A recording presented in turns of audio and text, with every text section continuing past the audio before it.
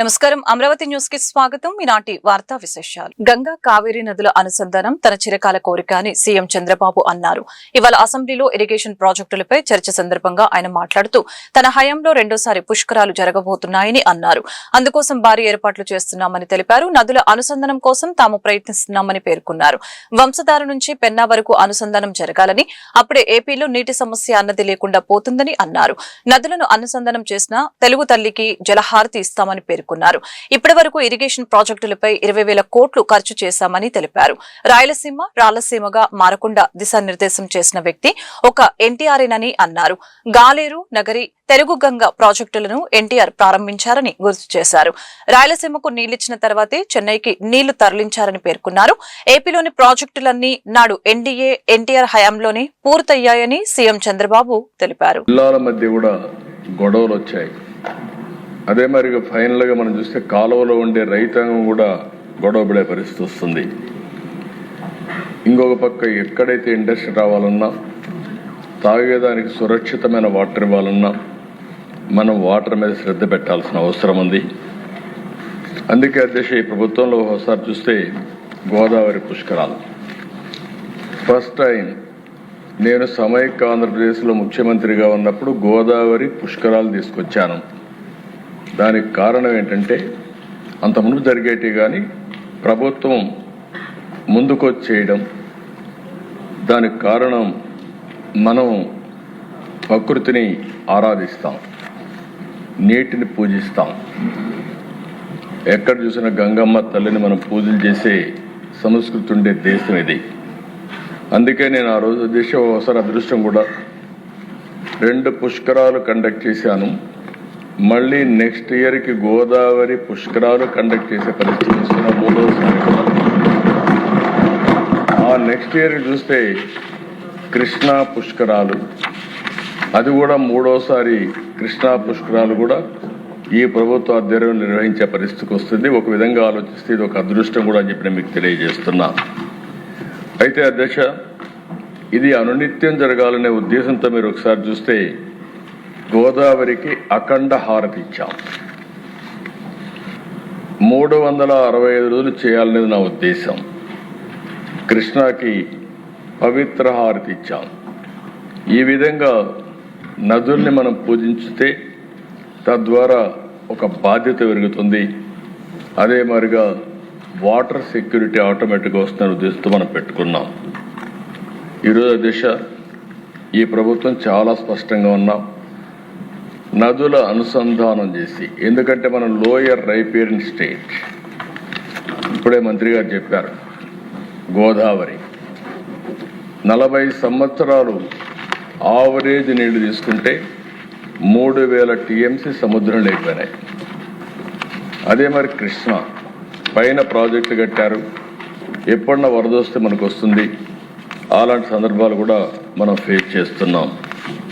ఈ 2 రివర్సే కాకుండా వంశధార దగ్గర నుంచి పెన్నా వరకు మనం కానీ నదుల అనుసంధానం చేసుకోగలిగితే, ఇంట్రా రివర్ చేయగలిగితే దీనివల్ల మనకు సమస్య చాలా వరకు పరిష్కారం అవుతుంది. ఫేజ్ 1లో మీరు ఆంధ్రప్రదేశ్ శాసన మండలి ఈ రోజు రణరంగంగా తలపించింది. రాయలసీమ ఎత్తిపోతల పథకంపై చర్చ సందర్భంగా అధికార ప్రతిపక్ష సభ్యుల మధ్య చెలరేగిన వివాదం చివరకు తోపులాట వరకు వెళ్లడంతో సభలో ఒక్కసారిగా ఉద్రిక్తత నెలకొంది. ఈ క్రమంలో పరిస్థితి అదుపులోకి రాకపోవడంతో చైర్మన్ మోషన్ రాజు సభను రేపటికి వాయిదా వేశారు. మంత్రి నిమ్మల రామానాయుడు సమాధానం ముగిసిన తర్వాత ఈ అంశంపై మరింత చర్చ జరపాలని వైసీపీ సభ్యులు పట్టుపట్టడంతో గందరగోళం మొదలైంది.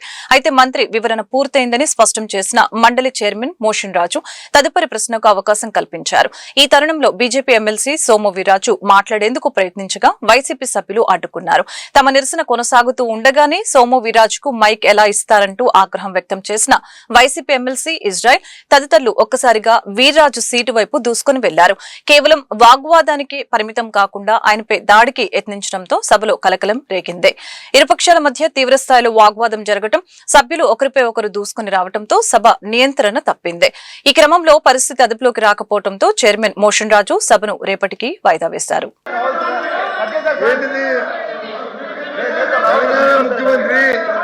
తెలంగాణ ముఖ్యమంత్రి గవర్నమెంట్ రేవంత్ రెడ్డి గారు తెలంగాణ చెప్తే అది చెప్పారండి. రెండోది ఇరిగేషన్ మినిస్టర్ గారు అన్ని చెప్పారు. సార్ కూర్చోండి, అలేపి గారు కూర్చోండి, అలేపి గారు కూర్చోండి సార్. సెకండ్ క్వశ్చన్కి వచ్చేసాం.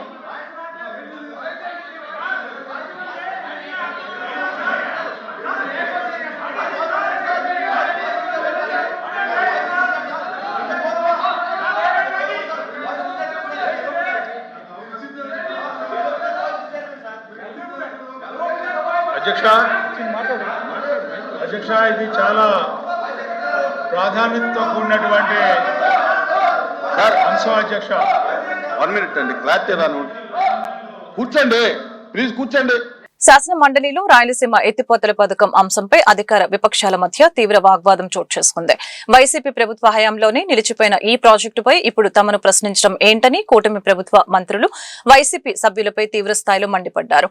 4 ఏళ్ల పాటు ఆగిపోయిన పనులకు సమాధానం చెప్పకుండా ఇప్పుడు ప్రభుత్వంపై బురద చల్లటమేంటని నిలదీశారు. శాసన మండలిలో రాయలసీమ ఎత్తిపోతల పథకం అంశంపై మంత్రులు నిమ్మల రామనాయుడు, పయ్యావుల కేశవ్, అచ్చెన్నాయుడు మాట్లాడుతూ వైసీపీ తీరును తీవ్రంగా ఎండకట్టారు.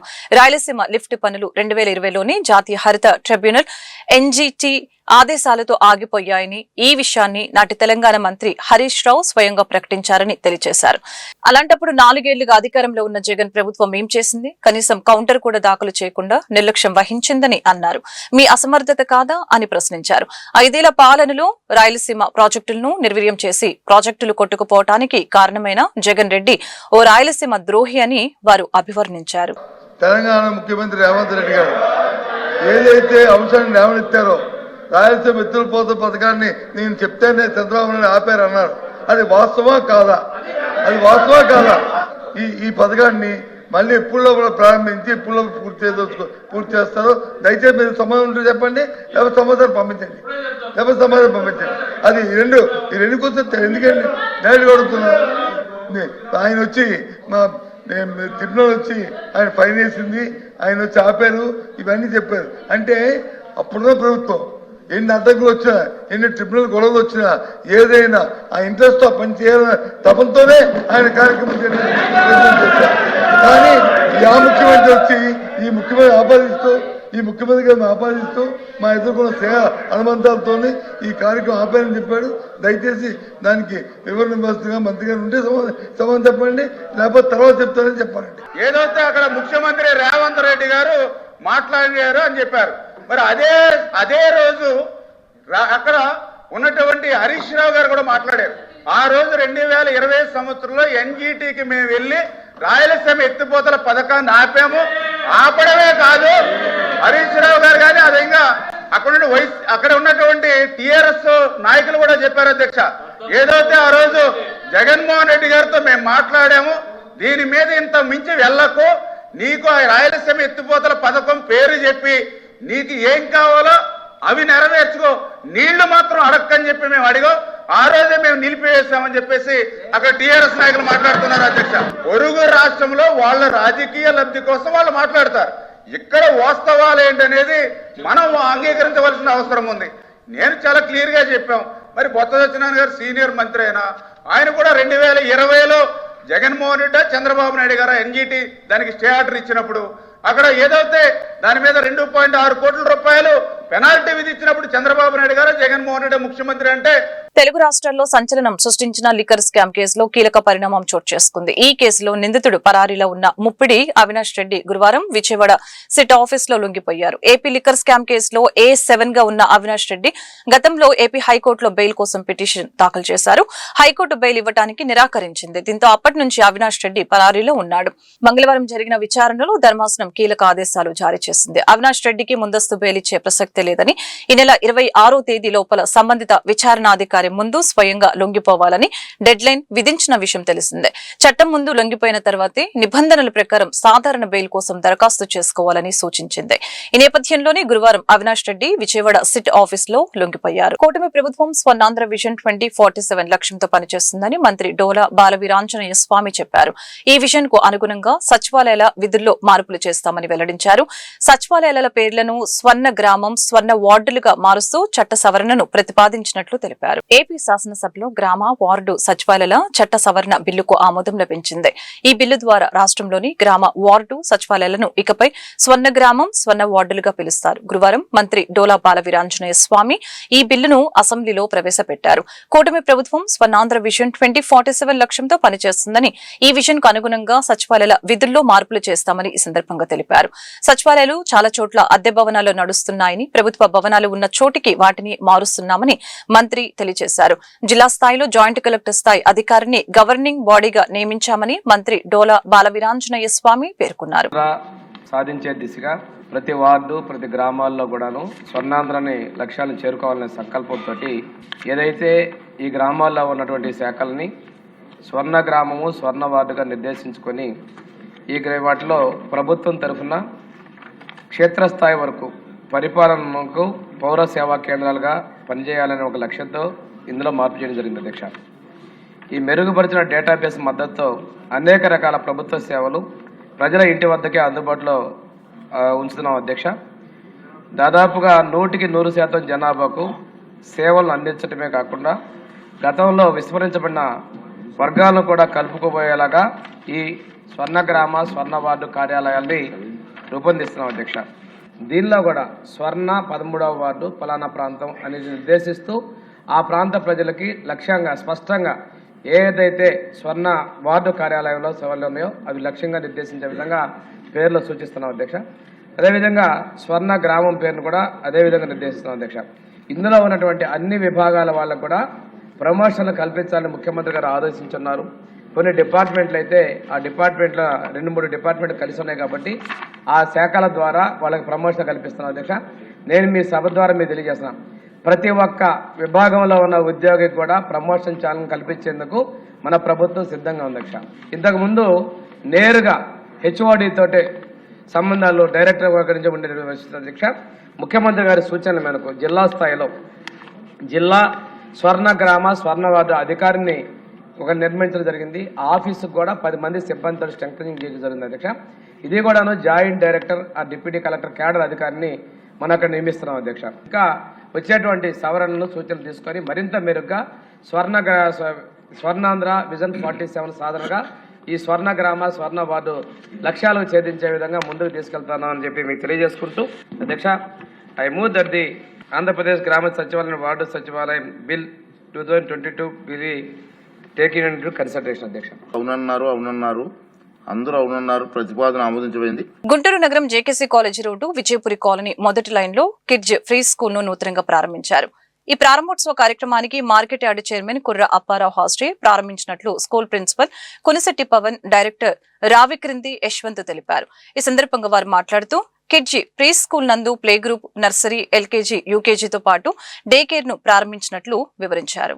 26వ తారీఖు ఉదయం 10 గంటల 10 నిమిషాలకి గుంటూరు మిర్చి యార్డ్ చైర్మన్ కుర్రా అప్పారావు గారు Kidzee pre school Vijayapuri colony first line గుంటూరులో ఓపెన్ చేశారు.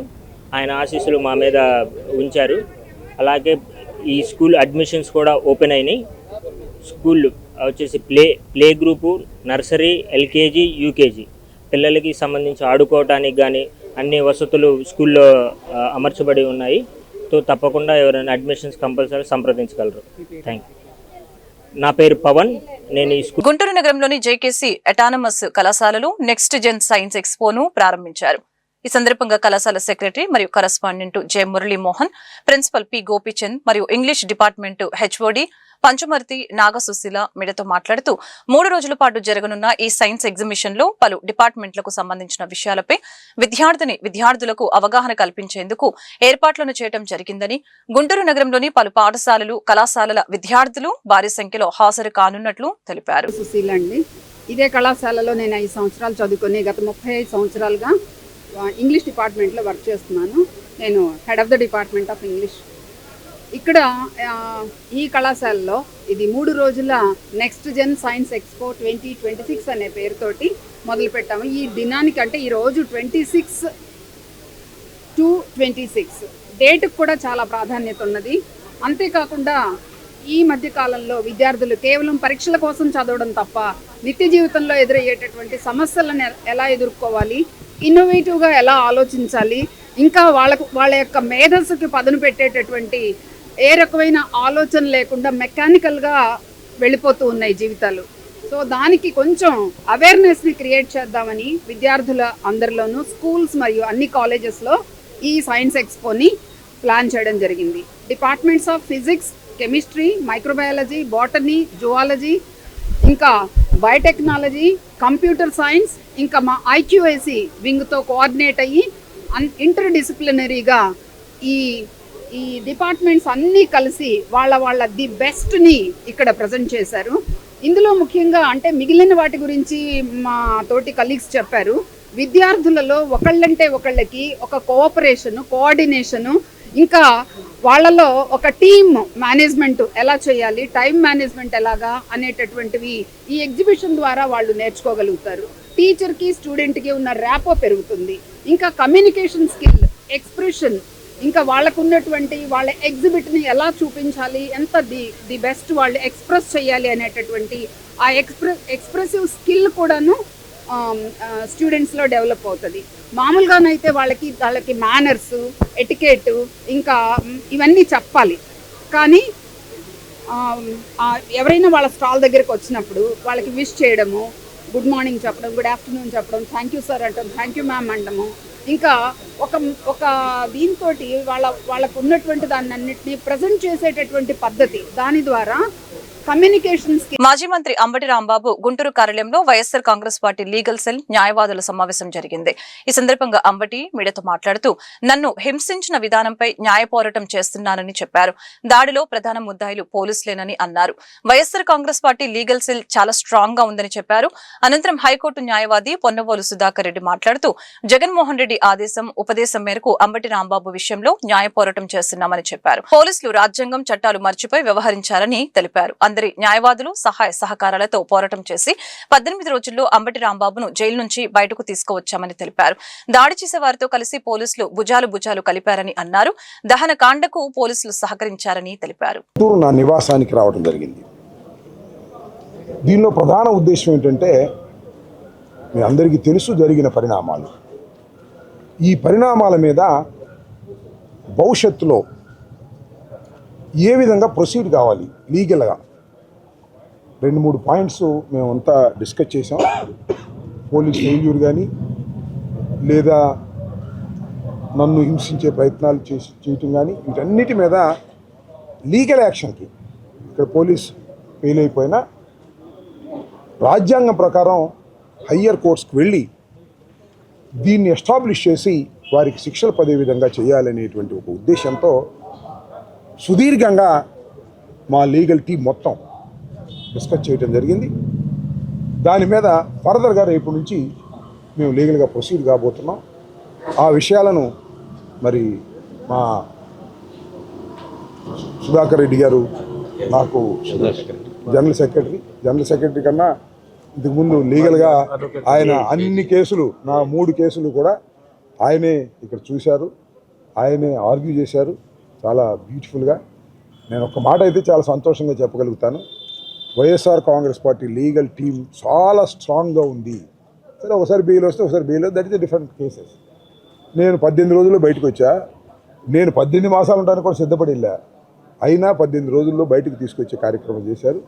వారిని భవిష్యత్తులో కూడా ఈ సంఘటన మీద అనేకమైనటువంటి పిటిషన్, వారి ఉపదేశంతో వైఎస్ఆర్ కాంగ్రెస్ పార్టీ మా నాయకుడైనటువంటి అంబటి రాంబాబు గారి వెనక మమ్మల్ని కార్యోన్ముఖులు చేసి ప్రతి గంటకి మానిటర్ చేస్తున్నటువంటి జగన్మోహన్ రెడ్డి గారు ఒక కార్యకర్తకి జరిగినా కూడా ఇదే విధంగా ఆయన ఇంట్రెస్ట్ తీసుకుంటున్నారు. రాంబాబు విషయంలో నన్ను సుదర్శన్ పిలిచి ఎన్ని రోజులు ఎన్ని గంటల్లో బయటకు తీసుకొస్తారు రాంబాబు అడిగినటువంటి గొప్ప పని జగన్మోహన్ రెడ్డి గారు మాకు ఇచ్చిన ఆదేశం. మీకు అంతా తెలుసు, సాయంత్రం 4:30 నుంచి సుమారు రాత్రి 12:30, 1 గంట దాకా జరిగినటువంటి ఒక దహన కాండ, అరాచక తత్వం, లెక్కలేని తత్వం, భయం లేని తత్వం, రాజ్యాంగం ఉంది, పోలీసు ఉంది, చట్టాలు ఉన్నాయని మర్చిపోయినటువంటి పరిస్థితి చాలా దురదృష్టకరమైనటువంటి విషయం అది. గత జరిగిపోయింది.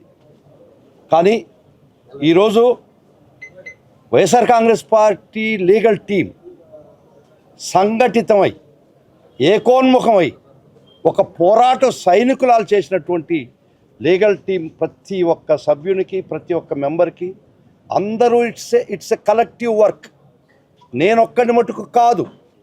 దానిలో ముఖ్య పాత్ర వహించినటువంటి సుదర్శన్ రెడ్డి గారు, కృష్ణారెడ్డి గారు, భగవాన్ గారు, సూరిబాబు గారు, కొర పేర్లుంటే మర్చి క్షమించండి.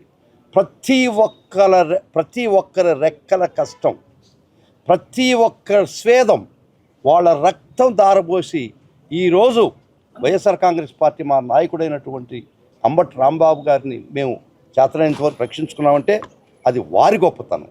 It was a collective effort. అందరూ కలిసి చేసినటువంటి కార్యం ఇది. ఇది ఏ ఒక్కరూ రెస్పాన్సిబిలిటీ తీసుకోలేదు. అన్న నా మీద ప్రేమతో మాట అన్నాడేమో. It is not me alone. It is each and every member of the YSR Congress party legal team contributed to the interest of the party leaders. తర్వాత ఇక్కడ జరిగినటువంటి దారుణాలు ఒక్కొక్కటి చెప్తాను. రాంబాబు గారిని అరెస్ట్ చేసిన తర్వాత ఆ అఫెన్సెస్ అన్నీ 3 సంవత్సరాలు 2 సంవత్సరాలు పనిష్మెంట్ కలిగినటువంటి సెక్షన్స్. హైకోర్టు డైరెక్షన్ ఉండినా ప్రజాస్వామ్యంలో ప్రజాస్వామ్యంగా మాజీ మంత్రి అంబటి రాంబాబు మీద జరిగిన దాడికి నిరసనగా దానిని పూర్తిగా ఖండిస్తున్నామని వైసీపీ ఎమ్మెల్సీలు అన్నారు. మాజీ మంత్రి అంబటి రాంబాబును ఎమ్మెల్సీలు కల్పలత, వంక రవీంద్ర, మాధవరావు, ఇస్రాయిల్, రామచంద్రారెడ్డి, రామ సుబ్బారెడ్డి, మాజీ ఎమ్మెల్యే సింహాద్రి రమేష్ బాబు పరామర్శించారు. ఈ సందర్భంగా వారు మీడియాతో మాట్లాడారు. ఈ ఆంధ్రప్రదేశ్ లో డాక్టర్ బిఆర్ అంబేద్కర్ రచించిన రాజ్యాంగం నడపటం లేదు. లోకేష్ రాసుకున్న రెడ్ బుక్ రాజ్యాంగం నడుస్తుందని చెప్పారు. దీనికి పూర్తి సాక్ష్యం మాజీ మంత్రి అంబటి రాంబాబుపై జరిగిన దాడి అని అన్నారు. ఆ రోజున అంబటి రాంబాబు ఇంటిపైన, కార్యాలయం పైన, ఆయన పైన జరిగిన దాడిని చూసి ఈ రాష్ట్రం కాదు దేశమంతా నివ్వెరపోయిందని తెలియజేశారు. చంద్రబాబు నాయుడు అధికారంలోకి వచ్చినప్పటి నుంచి దళితులకు, బీసీలకు, మహిళలకి, చిన్నారులకు రక్షణ లేకుండా పోయిందని తెలియజేశారు. చంద్రబాబు నాయుడు, పవన్ కళ్యాణ్, నారా లోకేష్, మాజీ ముఖ్యమంత్రి జగన్మోహన్ రెడ్డిని నోటికి ఇష్టమైనట్లుగా మాట్లాడినప్పుడు ఏమైపోయారు ఈ పోలీసులు అని ప్రశ్నించారు. నమస్కారం. ఈరోజు అంబటి రాంబాబు అన్న దగ్గరికి మా ఎమ్మెల్సీలందరూ కలిసి ఇక్కడికి రావడం జరిగింది. ఎందుకంటే మీ అందరికీ తెలుసు, గత కొద్ది రోజులుగా మన సీనియర్ నాయకుడు అలాగే మాజీ మంత్రి గారైన మన అంబటి రాంబాబు అన్న గారిని అరెస్ట్ చేసి అన్న ఇంటి మీద దాడులు చేసి, పెట్రోల్ బాంబులు వేసి, ఏకదాటిగా దాడులు చేసి, అది కూడా ఒక హాఫ్ అన్ అవర్ 1 అవర్ కాదు, 5 గంటలు కంటిన్యూస్గా దాడి చేసి ఎంత ఇదిగా ఇచ్చేశారంటే, సో ఈరోజు మనందరం కూడా ఇది గమనిస్తున్నాం. ఎందుకంటే ఒక సీనియర్ మంత్రి మీదే ఇన్ని దాడులు చేసి, ఇంత తప్పుడు కేసులు పెట్టి అరెస్ట్ చేస్తే, రేపు ఈ రాష్ట్రంలో ఒక మంత్రి గారికి స్వేచ్ఛ లేకుంటే ఇంకా మా కామన్ పర్సన్స్కు ఏ విధంగా స్వేచ్ఛ ఉంటుందని నేను ఈ సందర్భంగా అడుగుతున్నాను. మన అందరికీ కూడా తెలుసు అంబటి రాంబాబు అన్న ఎలాంటి మనిషిని, అందరితో కూడా చాలా చక్కగా సరదాగా ఉంటాడు. ఏ వ్యక్తికి కూడా హాని చేసే వ్యక్తి కాదు. అందరు ఏదైనా సరే అన్న మాట్లాడిన విషయంలో కూడా వెంటనే వచ్చి అన్న అపాలజీ చెప్పుకున్నారు. అయినా కూడా వీళ్ళు ఇంకా ఏదో మనసులో పెట్టుకొని కక్ష సాధింపులు, అదేవిధంగా దీంట్లో చూస్తే డైవర్షన్ పాలిటిక్స్. ఎందుకంటే సాక్షాత్తు ఆయన రోజున ఏదైతే మీరు చిత్రీకరించినటువంటి ఫ్లెక్స్ ఉందో ఆ ఫ్లెక్స్ను తొలగించమని మాత్రమే వెళ్ళి దాన్ని తీసేయడానికి వెళ్తే మీరు అసత్య ప్రసారం చేస్తున్నాడు మా నాయకుడి మీద అని రాంబాబు గారు చెప్పినప్పుడు, మరి మీరు వందలాది మంది కర్రలు రాడ్లతో వస్తుంటే ఎవరైనా ఒక ఇంటిలో పిల్లిని పెట్టి కొడుతూ ఉంటే ఆ పిల్లి పులై తిరగబడుతుంది. మరి అదే మాట్లాడారు రాంబాబు గారు. టంగ స్లిప్ అయింది. స్వయంగా ఇదే ప్రెస్ ముందు మీ అందరికీ వారు అపాలజీ చెప్పినప్పటికీ కూడా మీరు విచక్షణ మరిసిపోయి ఆ రోజు కార్యక్రమాలు చేస్తున్నారు. మరి మీరు మాట్లాడుతూ ఒకటి, మేము మాట్లాడుతూ ఒకటా, మీకో న్యాయము మాకో న్యాయమా అని ఈ సందర్భంగా చంద్రబాబు నాయుడు గారిని అడుగుతున్నాం. ఆ రోజునే మీరు జగన్మోహన్ రెడ్డి గారిని ఏం మాట్లాడారు? నీ బాబు తెచ్చాడా, నీ అమ్మ మొగుడు తెచ్చాడా, మీ నాన్నమ్మ మొగుడు తెచ్చాడా అని మీరు ఆ రోజుని అసభ్యంగా మాట్లాడలేదా అని నేను అడుగుతున్నా. ఆ రోజున ఈ గౌరవ ఉప ముఖ్యమంత్రి గారు, అప్పుడు జనసేన నాయకుడైనటువంటి పవన్ కళ్యాణ్ గారు ఏం మాట్లాడారు?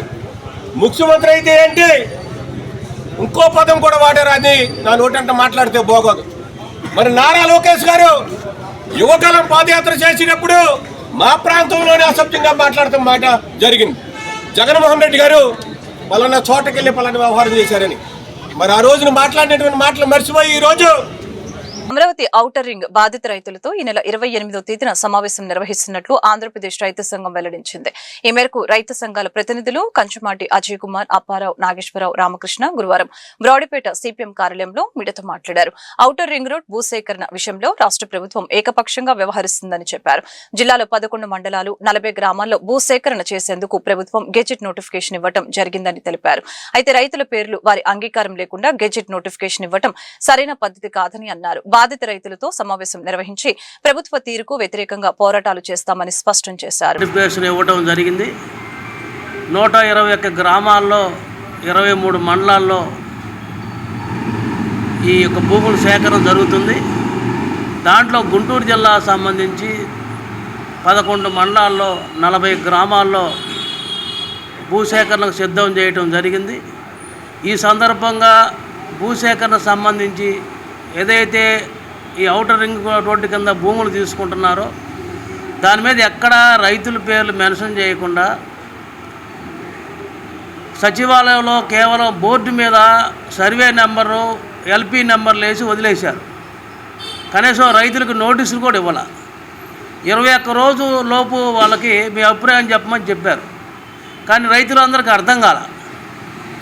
అంటే ఇది అంతా మర్మంగా దాచిపెట్టి ఈ యొక్క ఔటర్ రింగ్ రోడ్డు తీసుకుపోవటం అనేది దేనికి దీనికి అర్థమవుతుందో రైతులకు అర్థం కాకుండా పరిస్థితి ఉంది. అందుకని రైతు సంఘంగా, కౌలు రైతు సంఘం, వ్యవసాయ కార్మిక సంఘాల 3 సంఘాలుగా మేము ఈ నెల 28వ తేదీన మధ్యాహ్నం 2 గంటలకు బీఆర్ఎస్ స్టేడియం పక్కన గల సిఐటి కార్యాలయంలో ఈ యొక్క అమరావతి కింద ఈ ఔటర్ రింగ్ రోడ్డు కింద పోతున్న భూములు కోల్పోతున్న రైతుల సదస్సు జరగబోతున్నది. అందువల్ల జిల్లా కాంగ్రెస్ పార్టీ కార్యాలయంలో రౌండ్ టేబుల్ సమావేశం జరిగింది. బీజేపీ శ్రేణులు ఇటీవల కాంగ్రెస్ కార్యాలయంపై దాడి చేసిన నేపథ్యంలో రాజకీయ పార్టీలు, ప్రజా సంఘాలతో సమావేశం నిర్వహించారు. ఈ సమావేశంలో మాజీ MLC K S Lakshmanarao, PCC working president Mastan Vali, Congress party నేతలు లింగంశెట్టి ఈశ్వరరావు, వనుకూరు శ్రీనివాస్ రెడ్డి, లక్ష్మణ్ రెడ్డి, కరీం తదితరులు పాల్గొన్నారు. దేశంలో జరుగుతున్న పరిణామాలు, బీజేపీ వ్యవహరిస్తున్న తీరుపై ప్రధానంగా చర్చించారు. ఏఏ సమ్మిట్ జరుగుతున్న సందర్భంగా ఢిల్లీలో యువజన కాంగ్రెస్ పార్టీ చేపట్టిన ఆందోళనలో ఎలాంటి తప్పు లేదని చెప్పారు. మోడీ సర్కార్ వైఫల్యాలను ప్రశ్నిస్తుందని, ఇలాంటి దాడులకు తెగబడుతున్నారని చెప్పారు. ప్రజాస్వామ్యంలో దాడులు చేయడం సరైన విధానం కాదని అన్నారు.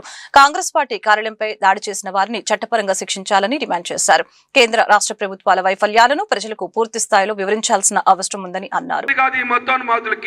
మేము డెమోక్రసీని నమ్మాం కాబట్టి, రాజ్యాంగం మీద నమ్మకం ఉంది కాబట్టి మీరు ఈ రోజున మతం పేరు మీద ఈ భూమి మీద మీ యొక్క వికృత చేష్టలు చేస్తా ఉన్నారు.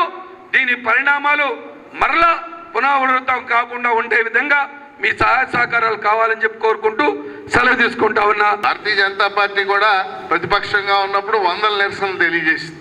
మనందరికీ తెలుసు, మనం కూడా తెలియజేసి. ఇప్పుడు కాంగ్రెస్ పార్టీకి నిరసన తెలియజేసే హక్కు ఉందా లేదా, ఇది ముందు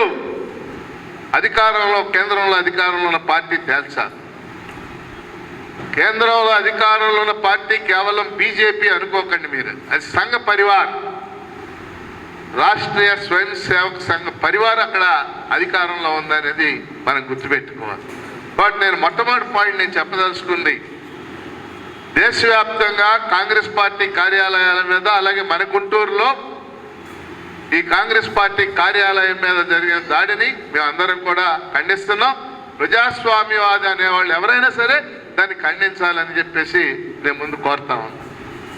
ఇక రెండో అంశం, ఏం జరిగింది? ఢిల్లీలో ఆర్టిఫిషియల్ ఇంటెలిజెన్స్ మీద ఒక అంతర్జాతీయ సమావేశం జరిగింది. దాని నరేంద్ర మోడీ గారు, చంద్రబాబు గారు, లేకపోతే ఇతర దేశాధినేతలు చాలామంది హాజరయ్యారు. ఈ నేపథ్యంలో కాంగ్రెస్ కార్యకర్తలు కొంతమంది 2 అంశాల మీద నిరసన తెలియజేయడానికి వెళ్ళారు. మొదటి అంశం ఏంటంటే, వాస్తవంగా ఆ ఆర్టిఫిషియల్ ఇంటెలిజెన్స్ సమావేశానికి ముఖ్య అతిథిగా బిల్ గేట్స్ అనే ఆయన రాబోతున్నాడు అని ప్రకటించారు కూడా.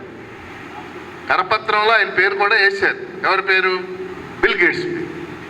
కానీ ఆ సమయానికి ఎప్స్టీన్ ఫైల్స్ బయటపడ్డాయి.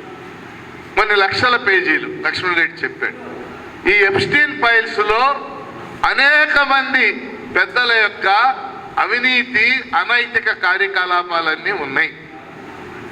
ఉదాహరణకి ఈరోజు పేపర్ మీరు అందరూ చూడండి. బిల్ గేట్స్ బహిరంగ గుంటూరు జిల్లా బీజేపీ కార్యాలయం నందు పండిట్ దీన్ దయాళ్ ఉపాధ్యాయ వక్తల ప్రశిక్షణ మహా అభియాన్ కార్యక్రమం సందర్భంగా ఏర్పాటు చేసిన మీడియా సమావేశంలో రాష్ట్ర అధ్యక్షులు శ్రీ పివిఎన్ మాధవ్ మాట్లాడారు. గుంటూరు, పల్నాడు, ఎన్టీఆర్ జిల్లాల నుంచి 150 మంది వక్తలకు శిక్షణ తరగతులు ప్రారంభించిన బీజేపీ రాష్ట్ర వ్యాప్తంగా పండిట్ దీన్ దయాళ్ ప్రశిక్షణ కార్యక్రమాలు ప్రారంభించాము. రాష్ట్రంలో సిద్ధాంతం ప్రకారం రాజకీయాలను ప్రజలకు అందించాలనే ధ్యేయంగా కార్యకర్తలకు శిక్షణ తరగతులను ఏర్పాటు చేయడం జరుగుతుంది. రాష్ట్ర ప్రశిక్షణ కార్యక్రమం 3 రోజుల పాటు జరుగుతాయి. సేవా దృక్పథంతో రాజకీయాలను సాగించాలని పిలుపునిచ్చారు. అధికారమే పరమావధిగా రాజకీయ నేతలు పని చేయకూడదు, సేవే పరమావధిగా కార్యకర్తలు పనిచేయాలనే ధ్యేయంగా పనిచేయడానికి ముందుకు రావాలని తెలిపారు. కేంద్రం ఇచ్చే పథకాలపై కార్యకర్తలకు అవగాహన ఉండాలి. రాజకీయ పార్టీలు అధికారం కోసమే కాకుండా సామాజిక సేవ చేయాలని తెలిపారు. పండిట్ దీన్ దయాళ్ ఉపాధ్యాయ మహా ప్రశిక్షణ అభియాన్ని నిర్వహించుకుంటున్నాం. రాష్ట్ర వ్యాప్తంగా రేపు మార్చ్ 7వ తారీఖు నుంచి ఏప్రిల్ 14వ తారీఖు వరకు మండల ప్రశిక్షణ కార్యక్రమాలు జరగబోతున్నాయి.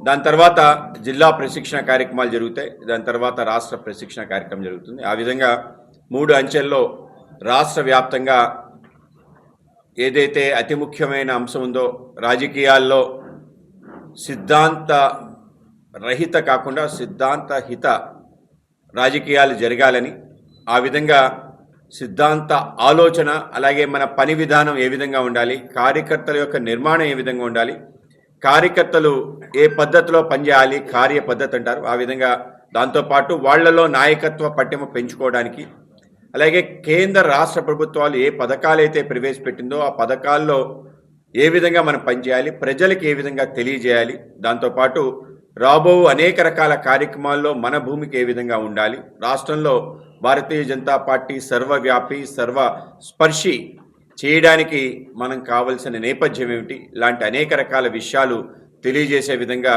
ఈ యొక్క ప్రశిక్షణ కార్యక్రమాలు ఉంటాయి.